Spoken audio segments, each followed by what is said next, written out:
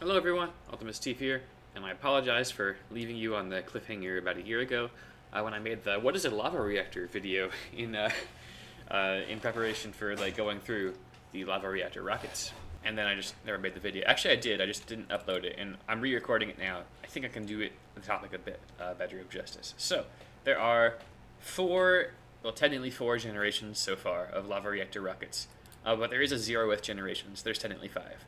And the zeroth generation can be further subdivided if you want, because we only really started counting it in phase 7. But anyway, I'm going to talk about some of the first primitive reactor rockets first. This video will cover the zeroth generation and the first generation. So the very first lava reactor rocket was very likely the Voxel Odyssey in phase 3, which is an experimental, like, last-ditch effort. We're going to try to escape this world by any way possible, thing that the Infinity League would have built in the Infinite Cave, because the world was decaying in the dust and they were running out of time. There's not any details about this that have been written down yet, but it did happen.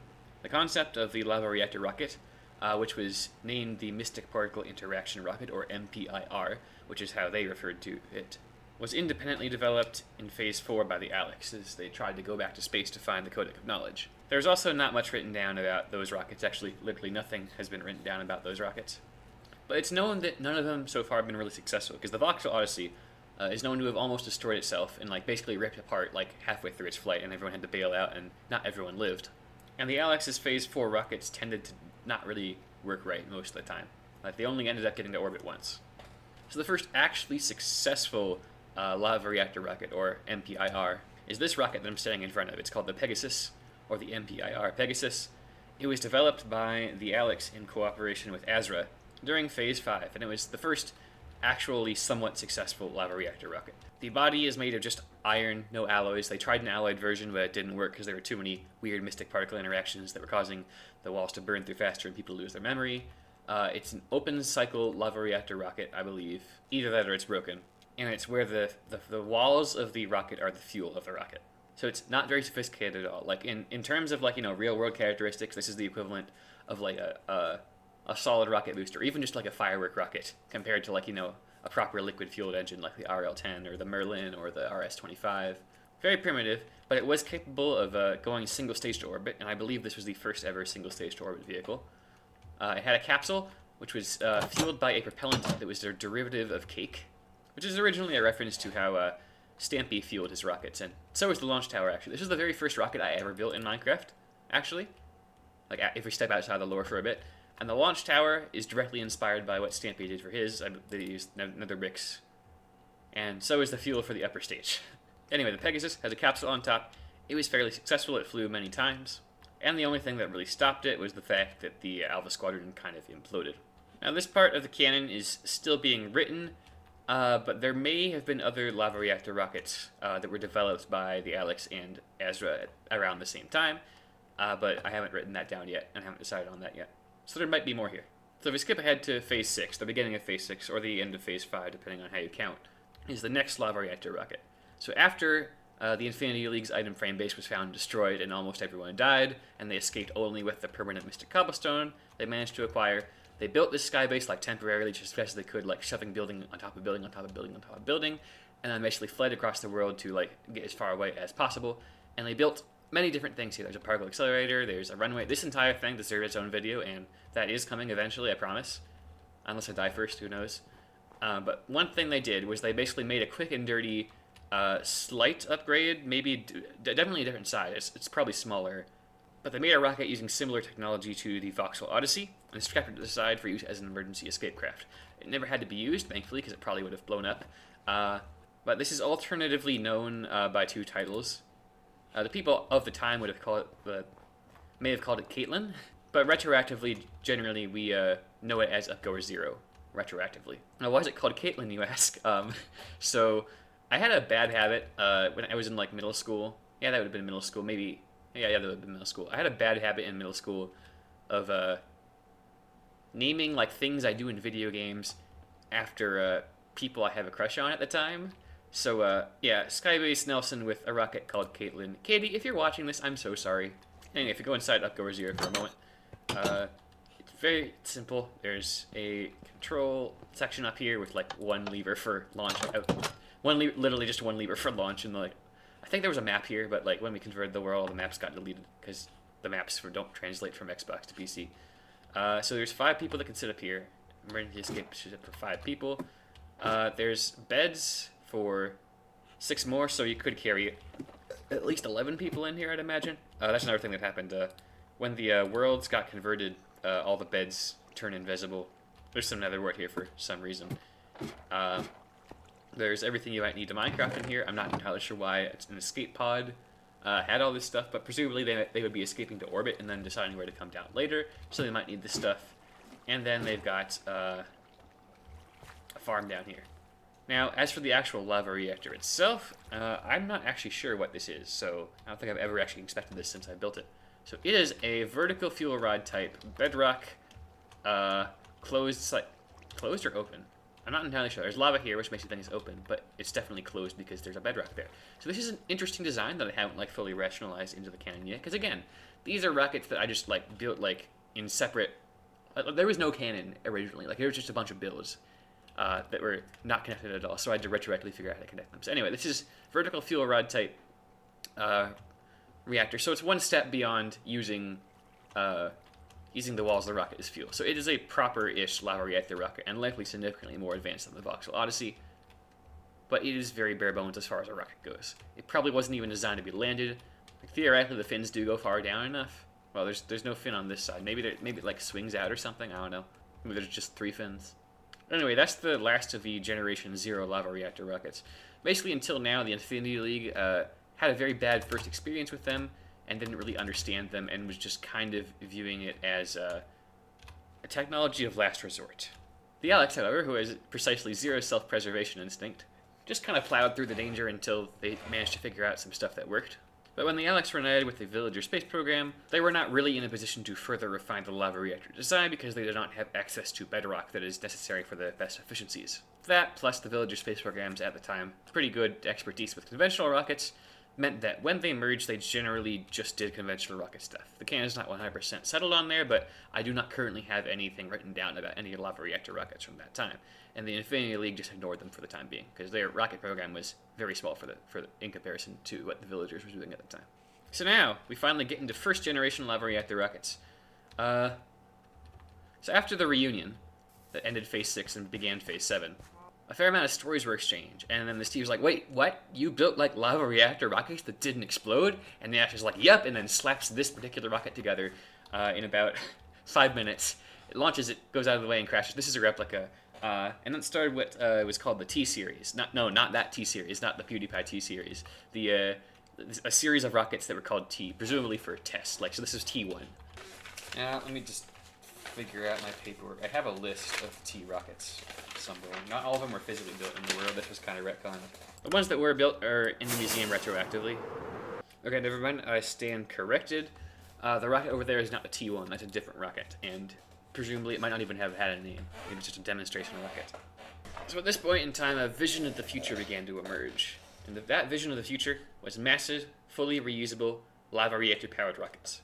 Because they had the brain power, they had the money, they had the tech. Like, all the ingredients were there. They just need to put together. What they didn't really have was experience, like, landing rockets. Or generally actually building lava reactors of the scale required. So the T-Series was meant to test that. So this is the T1, and this is the actual T1. It flew 6 times. It used a very small lava reactor that just, like, kind of went up and down, like, 50 blocks or so. So this is the T2, repaired after its last flight. It's basically the T1, but slightly more advanced, better engine, more fuel, larger reactor, better avionics. It flew a grand total of twice. The first time was successful. The second time it kind of tipped over and got too damaged to fly again. T3 is not built in the world. It's only 3 block tall and like 7 by 7 wide with like really wide landing gear because they were kind of like freaked out from the tip over and didn't want that to happen. So they built this one incredibly short and incredibly wide. It flew successfully about, what's the number, 8 times. It flew successfully 7 times and then blew up on the 8th flight. Now, T4, is this T4? Yeah, this is T4. T4 is about when it starts getting real. It's big enough to actually have a visible, proper lava reactor. With emeralds, I'm assuming these were not even injected. I'm assuming these were just there, like replaced between flights. This one had an obsidian engine, which is not... Like, Bedrock has got a ideal engine for a lava reactor rocket. Obsidian will do in a pinch, but it's significantly less efficient. Well, the vent, I guess, not the engine, but like what allows the thrust particles, the magnetic field particles, to escape the reactor and actually get shot out the nozzle is the vent, or what I'm calling engine here. But anyway, the T4 flew 40 times, a maximum height of 29 kilometers before it came back down and landed. So this is our high altitude test vehicle. The T5 was like basically an almost exact replica of the T4, but it had a bedrock engine or vent instead. And that rocket went suborbital into space and back. It flew 31 times, but on its 30th flight, it had a hard landing. They tried to fly it one more time, but then they eventually dismantled it. Which is a bit of a shame. It'd be nice to have it in the museum. Anyway, the other one is T6, the last one in the series.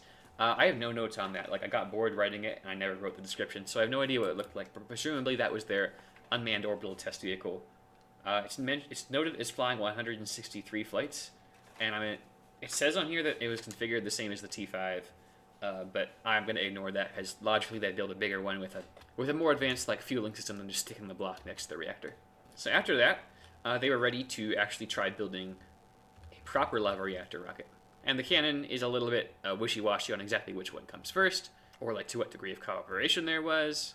But I recently did another draft of the canon, writing things down in the flight order they happened, trying to rationalize the past. And I've come to the conclusion that this one, the Ocelot, was most likely the first one. And this is, Logan built this, the Alex built this in real life. Obviously, it doesn't look like a lava reactor rocket. That's a complete retcon.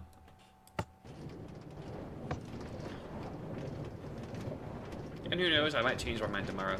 But yeah, the Ocelot was the first orbital manned lava reactor rocket that the new Notebook space program built. Oh! And obviously the first one to kill people by fall damage as well. So the Ocelot was flown the 21 times, it looks like, according to my notes. Of course, that's, just me spitballing it. That could change if I feel different tomorrow, because the cannon is not really super rigid. But there was a series of short hop tests, like just up and down, 1 block, then 10 blocks, then 100 blocks, then 10 kilometers. Short altitude tests involving restarting the engine, an abort test, and then on Flight 9, this thing went to orbit for the first time, and then did a few more orbital test flights before being put into refurbishment for its next batch of flights. After that, it did mainly a couple of things. Like there were 2 mission profiles it would do after that. It would do free flyer science missions, where it just launches into orbit, and then they do science for a bit, and they return back to Earth, and they do crew rotations and resupplies to Infinity Station. And this was a well-suited rocket for this, because it had the docking port / airlock right here, and the other rockets, they're not as easy to dock. Anyway, so there are 3 pilot seats over here. There's a rack of computers, there's furnaces, there's random redstone bits that all good lava reactor rockets should have in their cockpit, and there's a massive dome like all lava reactor rockets should have in their cockpit. It's tradition. Down here you've got some more computer things. You've got, well, it doesn't look like an airlock from here, but I think this is supposed to be an airlock. Maybe it's just a docking port, I'm not entirely sure. More computery bits, enchantment table, anvil, beep boop, computer, boop boop boop, and then the ship's navigation and identification beacon, which all ships are required to have. Well, all ships of a certain size at least are required to have one of these to broadcast, hey, I'm here, I'm this ship, don't run into me. Down here you have the quarters. There's 4 beds here.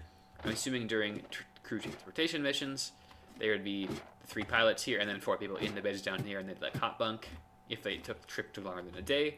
So that gives this ship a crew capacity of 7 at least. Maybe you could do more if you're doing a crew rotation, maybe stuff beds wherever. The cargo that goes to the station to resupply it. And then down here is an interesting thing, because this is not actually a lava reactor rocket as built. In the canon, it is a lava reactor rocket. Originally, what I wanted to do is I wanted to like Logan built the rocket, and I wanted to make it have redstone where it would shoot TNT out of the bottom and look really cool. But I believe I blew it up once. Sorry.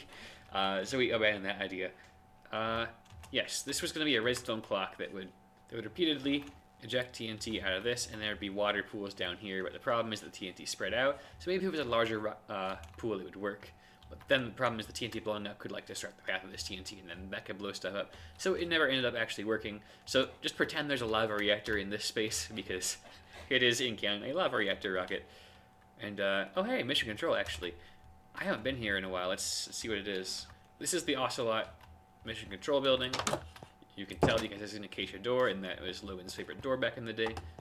There used to be pigs in here with funny names, but I believe they all got deleted when the world was transferred, which is a real shame. What's this? What's that? I don't know. I'll have to go check outside to see if that's connected to anything. But they have like everyone do a go and no-go pull, and then they launch the Ocelot, and that would look really cool. And of course here, we would used to... This world was definitely before Elytras. Like, this is before Elytras were a thing. So in order to get around sometimes, we'd use fast horses. So if you see rain and fence posts anywhere, they're to anchor, they're to like tie up horses to, like to use leads. Yep, okay, that is not connected to anything. Interesting. Anyway, as we'll get to in a moment, the Ocelot did survive, which is highly unusual for a first-generation lava reactor rocket, and if needed to, could technically launch again. Now, on to the star of the show, the Upgoer, which, aside from maybe the Afro, was probably the first rocket I built in this world. You see that vehicle assembly building? All those blocks were placed by hand on a controller on the Xbox 360 edition of Minecraft. Yes, it took me years on and off. Yes, it was really painful, but yes, it got done. There's a mission control building for it, which I never finished. Love that. But anyway, so this was kind of constructed concurrently with Ocelot, in the canon at least. And this was meant to be like the operational... There were 4 of these built. The Upgoer, the Star Machine, the Skywalker, and the Spacefarer. None of those were actually built in the world, but like in the lore, 4 of these exact same design was built with like minimal changes between them. And this was meant to represent the future. Using all they had learned, it would be a fully and rapidly reusable lava reactor launch vehicle. They could use it to build stations, they could use it to resupply those stations, they could explore with it, like launch fuel to orbit and then take a bunch of emeralds on it once to go to far farther flung destinations. This was going to be the design that the New Notebook Space Program would use for pretty much everything until they upgraded it. Like, it was meant to be airplane-like operations, but with rockets. And for a while, it must be said, they did achieve that. Anyway, really trippy elevator with a beacon of water. This design never got completed, but I guess it's like a rite of passage. Every time you launch, you get wet first. You have to dry off before you go in. Imagine just sitting down in a sogging wet spacesuit in your pilot seat. Yeah. So, you've got our OSHA-approved, totally safe to walk along launch tower gantry here. And we enter the original Upgoer, which is one of the most important rockets in the entire timeline. Over here, you've got storage for the flight, and if you can squint very closely, you can see the alternating pattern of trapped chests and regular chests. Because this was back in the days when you couldn't put chests by chests. Like, it had to be every other. Oh, I had so little life that I actually filled these. I never noticed that before. Okay, not all of them are full. Oh, look at these. These are fireworks from the Xbox edition of Minecraft. You can't like get these on PC like pre-made. Like in the creative mode menu, they had a few that were pre-made. That's so cool that we have those still. Anyway, they wouldn't have actually carried this much blocks to orbit. But anyway, so this is the main mission storage, along with some random dials for good measure. I'll save the top floor for last, actually. The top floor is the coolest. The control room.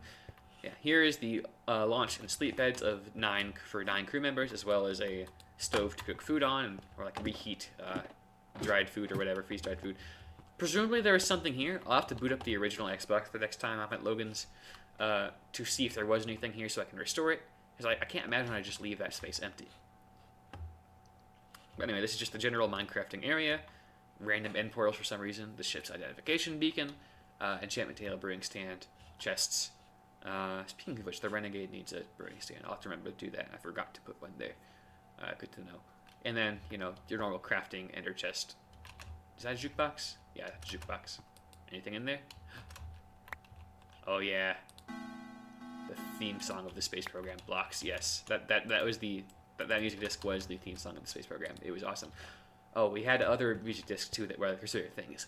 Melohi, I don't know how you pronounce that, but Melohi was our like meeting music. We'd like put on an exaggerated accent and say "Welcome to this meeting" as Melohi played in the background. I think those were the 2 main ones we had meanings for. Those were the days. Anyway, down here you have an entire enchantment table on a rocket, because why not? Like, it's the age of, like, you know, it's the future. We can afford to put an enchant table on a rocket. Like, again, this is the first proper, like, spaceship. Like, you know, previously you were cramped in a capsule and you had to, like, do it. No, this is, like, a luxury, comparatively, spaceship. Or you could, like, you know, walk around. Like, it's the difference between, like, you know, being on an airliner and then in like an ocean liner. Not quite cruise ship, but you could walk around and do things. There's this meeting room. You had television screens and water for some reason. I'm not entirely sure why water's there. You got decoration, which you wouldn't like put like a gram of stuff more than you had to on any other spaceship until now. But again, this is the future. We can afford to do this. You have a garden area here to grow food while on the journey, not to sustain everyone, but enough to like so everyone can have a snack. Again, these used to be flowers, but in the conversion to a PC, all the flowers got turned into cactuses. Presumably, this is a canon event somewhere. The Great Cactusing. I don't know. You've got facilities here. For some reason, the shower is completely transparent, so everyone can see you. But let's ignore that. You've got, I think these are supposed to be treadmills that you run up against. It's very low fidelity. Again, I wasn't the best builder back then, and our block palette was fairly limited. Down here is the reactor control room. Is there anything of note in the chest that would give you a clue as to what some of this stuff was? No. Yeah, this is where the engineer would sit. What does this do? No, it's just an infinite loop. Okay. I hesitate to break it.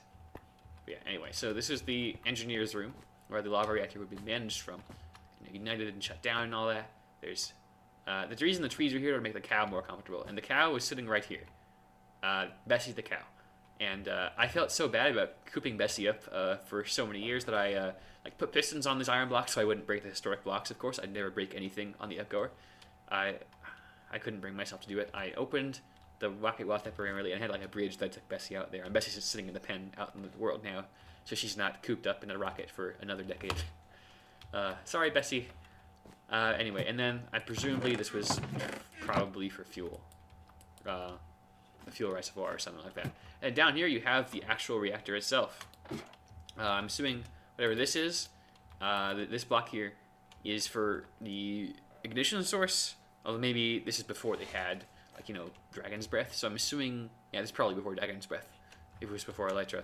So I'm assuming they had to keep this running at a low level all the time, so it was ready to go. But anyway, unusually, the fuel rods are loaded in from the side, and I believe this is the only time that's ever been done. But these fuel rods are indeed continuously pushed in here when the furthest end runs out, presumably by the engineer or an engineer's assistant, and that provides the propulsion. And I believe this has a bedrock engine. I mean, even if it does, canonically it would have a bedrock engine because that's the only thing that's reasonable to use at these scales. But anyway, so up in the control room, which is the heart and soul, or at least the eyes and brain. The heart and soul is probably a reactor, but like the eyes and brain of a lava reactor rocket is the control room, and this is the very first one that I built in the world, because Ocelot probably came later in real life, but came earlier in the canon. You got 4 seats, so strap yourselves in. We're gonna play with all these dials and doodads and pretend we're launching into space. Those were the days indeed. There's so many different bits and bobs to control. I think I had like a system worked out at one point for what to do what, but I've long since forgotten that. And each one of these 4 people had a job operating the rocket, presumably. And up here you have the viewing gallery, which 2 more people sit down in. And this is cool. Like, you had an entire glass dome to yourself. This is like probably like one of the, if not the best views you could have in space, or at least definitely in a rocket launch at the time, and definitely holds up. Because like, this is fragile. Like safety. Who cares about safety? This is the future. We're gonna have reusable airline like lava reactor operations. We can afford little slightly dangerous extravagance. And that mentality did kind of carry forward to the future lava reactor rockets, which I'll tell you about in a bit. But yeah, this would have been canonically my favorite spot to launch from back when the Upgrade series was launching. Anyway, that's the control room. So that glorious future of fully and rapidly reusable lava reactor rockets. So why didn't that happen? Well, let me get my notes out. So the first launch of the Upgoer went a bit well. Like, it was supposed to be like the Ocelot, where you have like, a 1 block test, a 10 block test. But then I was in the control seat and I just full sent it to orbit and it worked. Perfect. There were some re-entry development tests after that, long duration life support test. And then the Upgoer began resupplying the space station. Around this time, the next couple rockets began coming online. Star Machine was number 2 in the class, and they began expanding their range of missions, like free-flying science missions, resupplies, like delivering supplies to build new modules to the station. expanding re-entry envelopes. That's another thing. There's no heat shielding on these. They were so efficient. Lava reactors are so efficient that what they decided to do is they decided to just like use the engine to break most of the way through re-entry, which obviously severely limited your range and payloads. This thing could like barely get to low Earth orbit. So there were a number of test flights that were made to like, okay, can we safely get through re-entry if we go this fast, this angle, etc. So those are known as envelope expansion tests. And eventually they did manage to get to like a medium orbit, like a slightly higher orbit, like to like test the range of the rocket by doing that. After they've done that, Skywalker came online, and then they did some other cool missions, expanding the space station, flying through auroras to do some science and like enjoy the views. Like that must have been really cool to watch from the dome up above, like flying through directly through the auroras. I don't think a mission of that type has been repeated. They flew to polar orbit, and then the Spacefarer came online, and this is like when like the dream started to like be like, okay, let's go for the dream. And the dream, of course, was getting back to the moon, because nobody. I mean, I guess Azra was to the moon for a while, but like Bill, I believe of the three, the Steve was probably the only one that had gone to the moon, and everyone wanted to get to the moon. Like that was the big goal. And the idea behind, well, one of the more far-flung ideas behind the Upward class is that like you could use a bunch of missions to launch a bunch of emeralds to orbit, and then fly one rocket around the moon, or to the moon, or if you did it enough, and like deliver a small lander. So they started doing this. Most of the missions would just be repeat, like deliver more emeralds. Then one ship would take those emeralds and would like fly by the moon, and then they'd aggregate a few more emeralds, and then they'd like go all the way to lunar orbit. And then the most ambitious sequence of missions began. The Star Machine was modified to like have like a claw at the front, that they attached a small lunar lander to. Because like, oh yeah, by the way, I forgot to mention. You might not remember this from the Lava Reactor introduction video, but part of the reason why like going this far is so difficult is because the efficiency of a Lava Reactor rocket is proportional to the strength of the magnetic field at that distance. They will still work marginally better than chemical rockets like at the moon, but any further than that, you're just asking for trouble. So like, it gets significantly harder to like get the fuel margin for maneuvers when you go out to the moon. Anyway, the Star Machine launched this Lava Reactor powered lander on top of it to low Earth orbit. They tested it out, and then there were like dozens of fuel aggregation missions. Over the course of these missions, the lander was delivered to low lunar orbit and then refueled. And then one day, right before the literally the launch that was going to land on the moon, like get the fuel from the station, fly to the moon, use the refueled lander to land on the moon, and then return back. Like literally the launch of that, which was Flight 12 of the Skywalker. On the way to the moon, the rocket exploded during its translunar injection burn, and everyone died.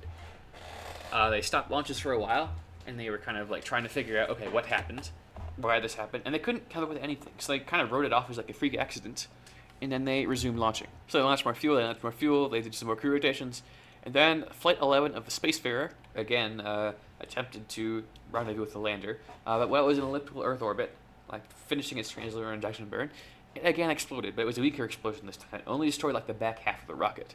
So now the crew were still alive, but they needed rescue because they were in like a derelict ship. So like everyone like dropped whatever they were doing. Like every rocket was like launching fuel to rendezvous. Like the exact sequence of mission was Upgoer Flight 24 was flying at the time. They landed, they immediately grabbed more fuel, they launched back up. Ocelot did its only Emerald Ferry mission, like its only refueling mission. It had never done that before, it wasn't designed for it. And then Flight 18 of the Star Machine refueled, rescued the entire crew of the Spacefarer. However, it exploded while it was landing on Earth, like it exploded during the landing burn and crashed and burned. At that point, all of the Lava Reactor rockets were grounded, and a far more in-depth investigation was done. In this case, a new type of mystic particle was discovered. It was a particle that built up in the walls of Lava Reactor chambers, when like not like power generating reactors, but specific to operating in thrust mode. And these particles, if they built up, if there was too many of them, get triggered, and a chain reaction would begin, which would cause the explosion. They looked at like the numbers, like, okay, what's the safe amount of time to run a lava reactor for? The risk goes up over time, but like they looked at the risk and they were like, maybe we can get like a couple of flights out of it, but like while being like within the realm of what we think is safe. But it ended up just not being practical to use these lava reactor rockets anymore due to the danger that they discovered. Like every lava reactor rocket was a ticking time bomb, and like statistically, these rockets should not have done as well as they did. So this entire future, they've been thinking of like fully reusable lava reactor rockets doing literally everything, refueling, going to the moon. All of that disappeared like in the span of a few days. And there were people stuck on the space station without a way to get home, so they had to like rush the development of like a series of like cobbled together like normal rockets in order to get them home in the meantime. That's the last Generation 1 lava reactor rocket that flew. But actually, hold on. One more note is that this actually did fly a few more times. Like, since like it's not guaranteed to explode, they kept it fueled and ready to go, like in case there was like an urgent rescue mission needed, and that was needed 1 or 2 times. And thankfully, the rocket did not explode during those missions. But anyway, that was the last lava reactor rocket to fly. But even while the Upgoer class was in operation, they were looking to the future, and at the future was an upgraded version of the rocket known as the Emerald Sky. And I must confess, this was built retroactively. Like, this was not built at the same time that one was built. This was me, like, coming in, like, after the canon had been established and saying, like, okay, if there had been another rocket after this one, what would it have looked like? It never flew, but it got pretty close to completion, so they shoved it in the museum. And the idea behind this one is that, like, again, with the magic of refueling, they would be able to just barely land on the entire thing on the moon instead of having to go through a small lander. There's an upgraded engine. They have these, like, for landing on an unprepared surface, these ports would open, like, to allow the thrust to escape sideways. They also act as, I believe, probably... No, they don't. These are reaction control thrusters. And as a result, there's actually a way to get in that doesn't involve a launch tower. There's this ladder here, of course. If you come to the museum, tours are available. But again, not OSHA approved whatsoever. The reactor itself is a clear evolution over the other one. Like, it's significantly more modern. It has vertical fuel rods, automatic emerald inserters, and as usual, a single bedrock engine. It has upgraded thrust rudder control and a significantly better reaction control system. Now down here is the airlock area and engineers area where you can control the lava reactor. Of course, there's some storage in here. There's the batteries. I want to say this might be just life support. I'm not entirely sure, but like fuel will be stored down here. This is also the main airlock. And if you go up here, you can see there's a way to close it off. Like, so you can use that entire thing as an airlock to get down to the moon. There's more storage in here for resupply missions. Going up a little further, you've got bathrooms. Actually, no, like one restroom and one shower. Like, I was like, why did I go through like the effort of making like gendered bathrooms on a ship this small? But no, it's just one single occupancy bathroom and one shower. Up another layer, we have the hangout meeting room. Like it's meant to be a little nice, like, to hang out in, like while you're flying to the moon and being all cool and all. I want to say that this is probably the oxygen system, because it has changed its appearance over time, but I'm not 100% sure of that. Up here is the general Minecrafting room. There's storage. There's everything you need to do Minecraft. I imagine this is probably a fridge or something. Not 100% sure. Up here again is the crew compartment, and I believe the crew capacity of this rocket, like, this is literally the exact same room as it is on the Upgoer, except with carpet to make it look nicer. 9 beds, normal stove, and up here you have the storage room, which would be like, if this would be compatible with the same launch towers. Again, this hull is very similar. It just uses slightly more materials techniques. Because if you notice, this one actually has windows, and they weren't entirely sure they could do that with the old one. The structural integrity, but the construction techniques evolved, so they could actually do windows like that. And I actually did literally just copy and paste the rocket and like upgrade it, so the blocks are still in here. I didn't place those all by hand a second time. I believe the control room is very similar, if not outright. I don't think it's identical, but it's definitely really close. And this rocket would start the tradition, at least early. This might not actually be a thing until the Torchbearer series, of having, like, the name of the rocket or a symbol of the rocket on the flight deck. Now, the Upgoer series did not have that, but this is meant to be a very slight upgrade. Like, not like an entirely new generation, but like just tweaking it, give it a better lava reactor, slightly more advanced construction techniques. And up here, they actually did a safety modification. The dome, they decided, was a little bit too fragile for their taste, so they reinforced it with this iron ring. You've still got a pretty good view up here, not quite as good as the other one, but there are still 2 seats up here. Anyway, so that was the Emerald Sky. It never flew at the time it was designed. However, and this part hasn't exactly been written yet, but Phase 8, I believe, Phase 8, when the big war happens between Spider-Boy and the Infinity League, I believe when the Infinity League is fleeing Earth, some people do escape in this rocket, so it does get to fly one time. But of course, it never got to fly in its prime because they realized, wait a second, lava reactor rockets, they'll explode if you. They'll explode. There's no safe minimum duration of flights. It just like keeps getting more dangerous the more you fly them. Anyway, that is the story of Generation 1 lava reactor rockets. After those, the new Novik space program pivoted back to conventionally fueled rockets and would not revisit lava reactor rockets for quite some time. And we'll explore, when they did revisit it, the second generation of lava reactor rockets in the next episode. Thank you all very much for watching. Ultimate Steve, out.